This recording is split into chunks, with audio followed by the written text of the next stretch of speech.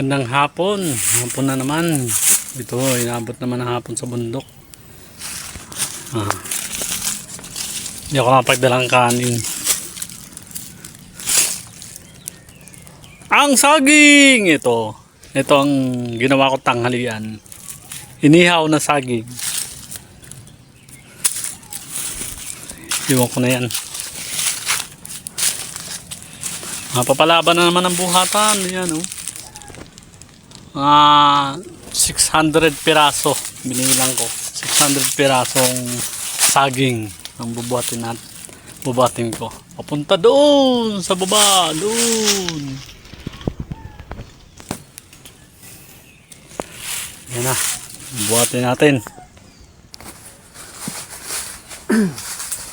Pag hindi ka nagtapos ng pag-aaral, pinuna mo barkada, gala, kung ano-ano, pag nag-aaral ka ng magulang mo, ito sample lang sa mga nag-aasawa na maaga, hindi habang panahon makakapagbuhat ka ng mabigat. Ito nakatapos ka ng pag-aaral, ballpen, turo-turo ka lang, nakagpasweldo, tapos pwede ka pa magnegosyo kapag umpisa. Pero pag ganito, hindi habang panahon, kumikita ka ng ano, mahirap din.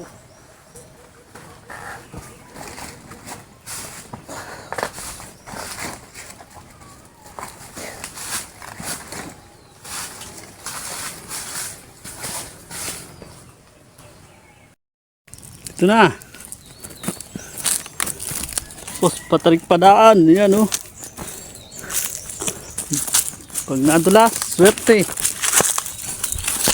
Hindi naman natin minamasama yung ganitong trabaho, yung mabibigat na trabaho. Pero iba pa rin yung nakapagtapos ng pag-aaral. Kasi mas papadali, mas magiging magaan yung trabaho mo, tapos kumikita ka ng malaki. Kaya kung may opportunity kayo mag-aral or kaya kayong pag-aralan ng magulang nyo, sulitin nyo. Kung kaya nyo naman kumita, binata pa kayo, mag-working student. Ngayon kasi marami ng scholar eh. Kaya hindi na masyado mahirapan. Dati hirap talaga makakuha ng scholar. Kaya sikapin nyo makatapos ng pag-aaral.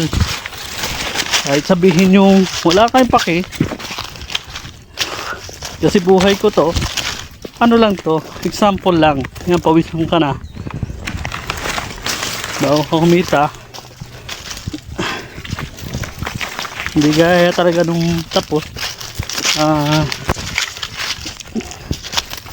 hindi masyado tutulo pawis mo, kumikita ka pa na malaki, di ba? Paano? Iingat kayo lahat. Lagi magdadasal.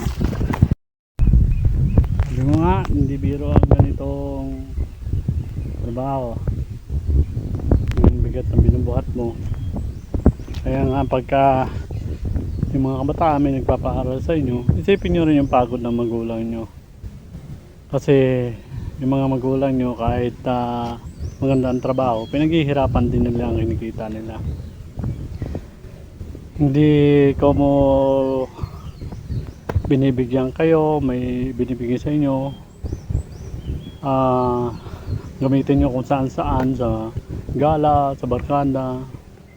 At maigi pa nga, nag-iipon kayo para sa future nyo, para pagdating ng panahon at nakatapos na kayo, meron kayong magiging pasimula. Kasi pag ubos-ubos biyaya, sabi nga bukas nakatunganga.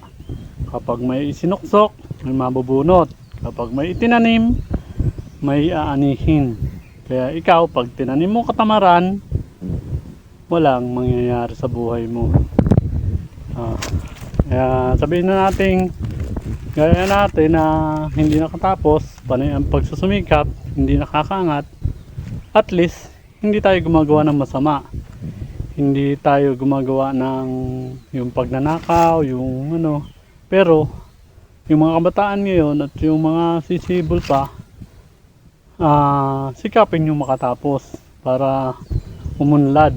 Huwag kayong aasa sa gobyerno. Hindi naman natin sinabing wala maitutulong ang gobyerno. Kasi ikaw din ang giging dahilan para umangat ka. Kasi ang gobyerno nakasalalay lang gaya ng mga scholarship, yung mga binibigay nilang mga notebook, yun ang sinasabi kong wag aasa. Kasi kung kaya namang gumastos ng iba, bakit kailangan mo pang manghingi sa gobyerno? Ipagkaloob na lang sa mahihirap. Hayaan mo sila yung makinabang. Hindi yung may pera ka na, aasa ka pa. Kawawa naman yung mahihirap. Yung mahihirap na nagsusumikap mag-aral. Paano? Ingat kayo lahat.